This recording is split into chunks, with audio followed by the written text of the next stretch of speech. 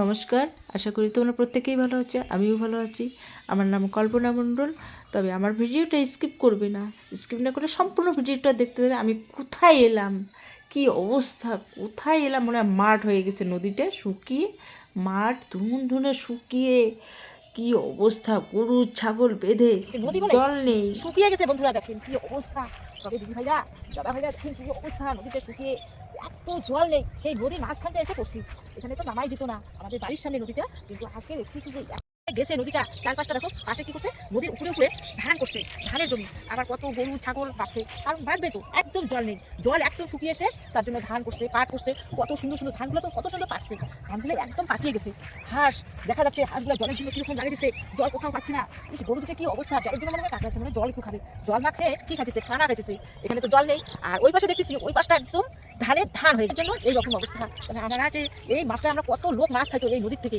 আর এবার কি হচ্ছে, রোদ্রের জন্য, প্রখর রোদ্রের তাপে আমরা মাছ কেন জলে দেখতেছি না। এখানে কত লোক আসতো, কত মাছ ধরতো, কত ছেলে মেয়ে, সুন্দর হয়ে গেছে, মনে হয় রাস্তা তৈরি হয়ে গেছে।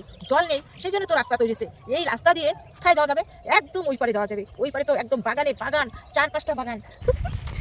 না রিলস বানাচ্ছি, রিলস ভিডিও না, সত্যি না হলে মাসি টাসি হয় মন থেকে, তাই হয় মাসি না মা, আমরা মা মামি, হ্যাঁ মামি। সত্যি সত্যি মনে হচ্ছে আমার মামি, সত্যি সত্যি না হলে মায়ের মুখের কাছে এখানে একটা থাকে মেয়ের কাছে, তাই না? কি মনে হয় সত্যি? যতই ফসা হোক, যতই কালো হোক, এখানে একটা থাকে। কি ভালো করে বলো তো দেখি, কি মনে হয়, কি মনে মন থেকে বলো তো। হ্যাঁ, মন থেকে বলো, তোমরা একটা কালো একটু ফসা, তা মুখের কাছে একে মনে করলে মনে হয় একে সব দুই একে দাও, তাই? হ্যাঁ ঠিক তো, হ্যাঁ ঠিক, ওই বাড়ি ঠিক নিয়ে ভুল করলাম। কি মনে হয়, আরে এ মনে হয় মা বেটি, আনালে মাসি। আর কে বলো কথা, কাকেন চলছি বলো। যখন বেটি বড় হয়, তখন কিন্তু বেটি যদি বান্ধবীর মতন ব্যবহার করে না মায়ের কাছে, তাহলে বেটির একটা সুখ দুঃখ সবই দেখা যায়। হ্যাঁ, আর বেটাও যদি বড় হয়, তাও যদি সব জানায়, তাহলে কিন্তু বেটাটা বড় হচ্ছে না কি, তাও মনে করো সবকিছু জানলে গেলে ওটা ভালো হয়, প্রকাশ করে ভালো। মা তো বান্ধবীর মতো হয়ে গেল, তাহলে সবকিছু মেয়ের ভালো। আর ভালো মন্দটা না, সব থেকে মায়ের যাচাই করে। হ্যাঁ, সব থেকে মা যাচাই করে, মা দোষী হয়, মা সারা দোষী। লোকেও খারাপ বলে যে মায়ের জন্য মেয়ের বিয়ে হচ্ছে না, মার জন্য ছেলের বিয়ে হচ্ছে না। মা ভালোর জন্য চেষ্টা করে। আর আমারও যে ছেলে আছে না, একটা কুটে কি করবি না করবি সব জানাই। হ্যাঁ, জানিয়ে আমি সেটা মনের সাথে ভাবি যে কোনটা করলে ভালো হবে, কোনটা করলে খারাপ হবে। আমার বড় ছেলে কোথায় কি হয় না আমাকে এসে জানাই, আমার মেয়ে তো সব বল, তাহলে ওইটাই ভালো আমার মেয়ে। ওই জন্য বলে আমার বেটি বেটা না, আমি ওই যখন কোনো কিছু কোনোটা হোক, মনে করেন আমি মা বেটি বেটা, ওই যে বাবা বেটা কুটে কি হয় না হয়, টুকুর টুকুর টুকুর টুকুর এ বাবা না সব কিছু মোবাইল। মা বেটা গেল, মা বেটা না হবে কি দিয়ে মায়ের বেটা বেটা এসে জানাবি, দিশনে মা বুঝবে যে কোনটা ভালো, কোনটা কোন কথা গেলে খারাপ হবে, কোন কথা গেলে খারাপ হবে। এটাই তো সিদ্ধান্ত। মানে পাতা দেওয়া, 4-5টা পাতা দেবো, পাতা। ওই যে মেয়ে বলছে তার সাথে তাই ওই করতে শুনি, ওই আমার না আছে, তোমার আছে। মা দেখো ধানগুলো কি দারুণ, এত সুন্দর ধান। বন্ধুরা আমাকে, আমাদের তো নেই, মানুষের তো আছে, আসতেছে, আমাকে সেই ভালো লাগতেছে। ভগবান যেন আশীর্বাদ দেয়, আরো হয় ওদের ঘরে ভালো কিছু আরো ঢোকে। আর নাই নাই আমাদের দেখেছে, পাশের বাড়ি তো আছে, কি হলো, আমার এটাই ভালো লাগে। ধান খেতে দেখে আমার মনও ভরে গেছে, যেমন ধান খেতে ভরে গেছে আমার মনটা ভরে গেছে। তাই বন্ধুরা কি আর বলি, আজকে দৃশ্যটা দেখে আমি অবাক হচ্ছি। আমার ওইদিকে দেখা যাচ্ছে ধান কেটে কেটে বাড়ি নিয়ে যাচ্ছে, এত যে ভালো লাগতেছে। কিন্তু আমাদের ওই সাইডটা একদম ওই পাটটা একদম উঁচু যে রাস্তাটা দেখা যাচ্ছে বন্ধুরা, ওই রাস্তার ওই ধারে আমার বাড়ি আর কি। আর এই ধারটা অন্য মানে আর পাশের মানে এই নদীর এই পারে গিয়ে সামনে আবার রাস্তা আছে। এই যে বসে পড়লাম বন্ধুরা, এত মনোরম দৃশ্য দেখে আমি আমাকে যে এত ভালো লাগতেছে, সেই জন্য এখানে বসে পড়লাম। মেয়েকে বললাম, মা একটু রাস্তায় বসি, আমাকে কেন যেন এত ভালো লাগতেছে। তাই দিদির সঙ্গে কথা বলতে বলতে দিদি চলে গেল, কথা বলতে বলতে দিদি চলে গেল। কিন্তু দিদির সঙ্গে হঠাৎ আমার এখানে পরিচয়, উনিও আমাকে চেনে না, আমিও ওনাকে চিনি না। যাই হোক বন্ধুরা, দিদি আমাকে বুঝতে পারলো যে দিদি কি তুমি এখানে কি করতেছো, ভিডিও কর। আমি কই হ্যাঁ একটু ভিডিও করতে আসলাম, ভালো লাগে জায়গাটা তো, তাই কয় কি করো না, ভালো তো ভিডিও করা তো ভালো। আমি ঠিক আছে, তাহলে আমি এখানে বসে পড়লাম। দিদি বললো যে তুমি এখানে বসে পড়ো, আমি আসতেছি। পাতা নিয়ে আসবে, কি পাট পাতা নিয়ে আসবে, পাট শাক মানে পাতা, মানে ওটা মানে মোড়ে মোড়ে একটু গেরো খাওয়া যায়, মানে গেরো না মানে ওটা এরকম করে পাকাতে হয়, পাকিয়ে ছোটো করে গিট দেওয়া লাগে, গিট দিয়ে দিয়ে রসুন দিয়ে তিতলে করে খেতে হয়, এত সুন্দর লাগে, সেই টেস্টি লাগে। তাই দিদিকে বললাম যে আমার মেয়ে খুব ভালোবাসে, একটু দিদি পাতা এনে দাও। আমি কোথা থেকে পাতা তুলবো, আমি তো জানি না যে কার কোনটা জমি, আবার কেউ আমাকে বোকা দিবে, বাকি কেউ বোকা দিবে না। এখানে যে জমিতে যাও, আমাকে না আমার পক্ষে সম্ভব না, কারণ আমি তো একটা এই যে ব্লগ করি, আমাকে দেখবে যে এই দিদিটা এখান থেকে পাতা চুরি করে নিয়েছে, আমার পক্ষে অসম্ভব। যাই হোক দিদি বললো কি লাগবে না, তুমি এখানে বসে পড়ো না, আমি নিয়ে আসতেছি, তোমার কতটুকু খাবা। আমি না একজন খাবে বা আমি 2-1টা খাবো, আর আমার ছেলেও খাবে না, আমার হাজবেন্ডও খাবে না, আমরা দুইজনে খাবো। তাই এখানে চলে আসলাম।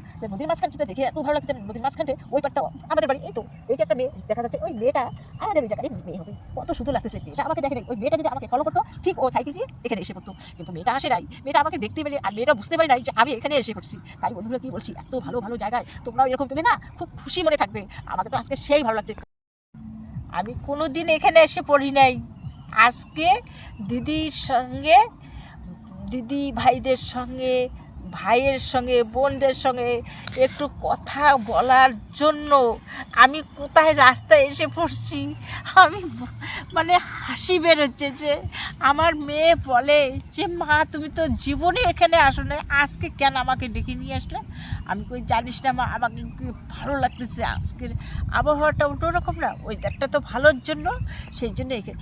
আর এই যে আজকে যদি বৃষ্টি হয়ে যায় কী হবে, আমি কিন্তু এখানে আসতে পারবো না, নদী তো ভর্তি হয়ে যাবে, কিন্তু আমি সাঁতার জানি আর এখানেও জল হয়ে যাবে।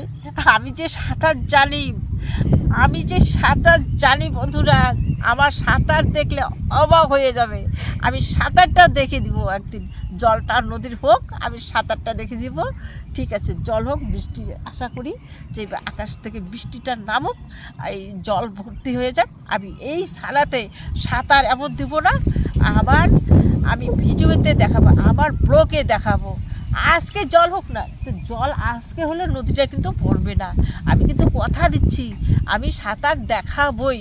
আমি কীরকম সাঁতার জানি, কিন্তু আমি শাড়ি পরে সাঁতার দিতে পারবো না, আমার অন্য কিছু ড্রেস পরতে হবে, এইটুকানি।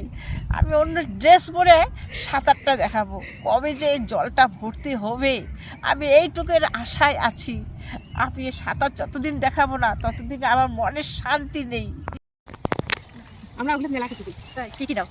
কামড়ে দিয়েছি না, কামড়ে দিয়ে থাকলা করে দিই, একটা আলু দিই, একটা ডাঙা দিই, একটা আলু দিই, হ্যাঁ কাঁচা লঙ্কা দিয়ে দেখে আমরা কাটি নিই, ইয়াকে ভালো করে সর্ষের ডাল করতে দিই। দেখি দেখি। আমরা খাবো কিন্তু এবারে বাড়ি আসার পথে দেখছি যে দুইটে মেয়ে, আমি একটু পাশাপাশি ওদের সঙ্গে গেলাম। কে আমার বাড়ির পাশে আমার নাতনি, মানে আমাকে দিদন করে এটাকে নাতনি হিসাবে মানি। তো একটু বললাম রে আয় না আমার সঙ্গে একটু কথা বলি। ওরা ওর তো লজ্জায়, ওরা কি ধান ক্ষেতের মধ্যে লুকিয়ে আছে আমাকে দেখে, ওরা এত লজ্জা পাইতেছে যে জানে যে দিদন তো ভিডিও করবে ব্লগ করে, সেই জন্য আমার সঙ্গে বেশি পাত্তা দিতেছে না, দুইজনে পাত্তা দিতেছে না। আমাকে তবু বললাম আয় না ফটো উঠি একটু। মা ওরা আমার দিকে তাকিয়ে থাকতেছে না, মানে ওদের এত লজ্জা পাইতেছে, মানে আমার দিকে ফলো করতেছে না, মানে পাত্তা দিচ্ছে না। আর একটা তো দৌড়, এমন দৌড় দিল সে, আমার উঠেও আমার দিদন করে ডাকে। বাড়ির পথে আসার সময় আমার একটা দাদু ভাইয়ের সঙ্গে দেখা, আমাকে দেখে লজ্জায় ভিতরে ঢুকে পড়লো, আর কথা হলো না। এই তো এই দাদু ভাইটা কত আমাকে ভালোবাসে না, আমার সঙ্গে অনেক